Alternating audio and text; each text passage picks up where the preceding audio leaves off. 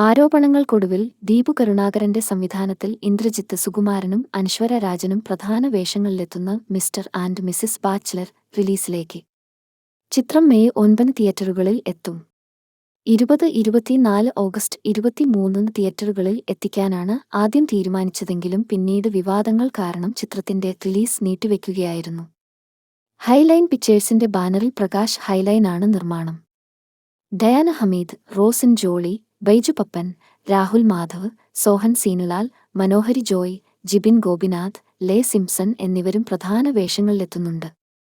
പൂർണ്ണമായും ഒരു റോഡ് മൂവിയായി അവതരിപ്പിക്കുന്ന ചിത്രത്തിന്റെ ഛായാഗ്രഹണം പ്രദീപ് നായരും എഡിറ്റിംഗ് സോബിൻ കെ.